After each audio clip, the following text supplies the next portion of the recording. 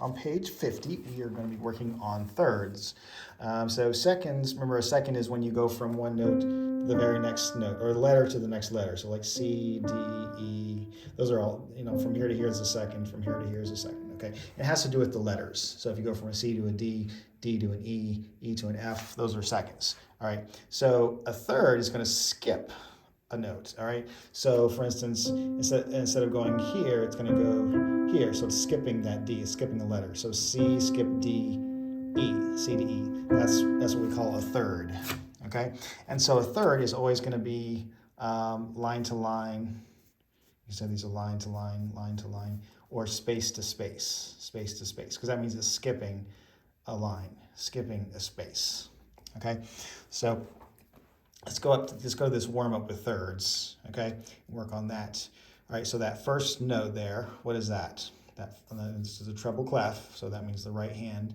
That bottom line, what is that? You should know by now that that's an E, and we're going to put our first finger on that E, okay?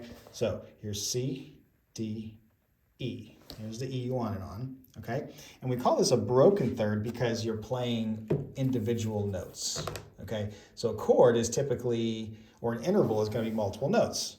But if it's broken, that means that it's individual, done one at a time, okay? So for instance, if we start on E and we go up a third, and then we come back, all right, which is what it says to do in the music. So you can do that with me. So do the E, and then you go up a third, down a third, and then you're going to do blocked. So that means you're going to do them together. All right, so let's do that again. So E, up a third, down a third, and then blocked. All right, and then you're going to move your second finger. Let's see. Move your second finger to that E, and you're going to do E, G, E, and then do them together. And then put your third finger on E and do the same thing. All right, so you can see how you're always skipping a finger. All right, now we do the same thing in the left hand.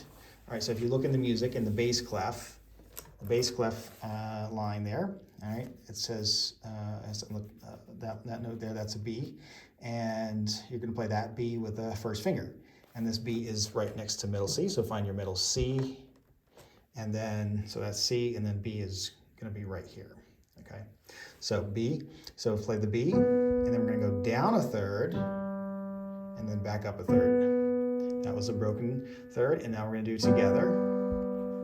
All right, now let's put our second finger on B and do the same thing. Down a third, up a third, and then together. Now put your third finger on B and play that. Down a third, up a third, and then together. All right, now there are some dynamic changes in those lines, so you can do those as well, but I wanted to kind of just go through those as quickly as possible so you can get the idea.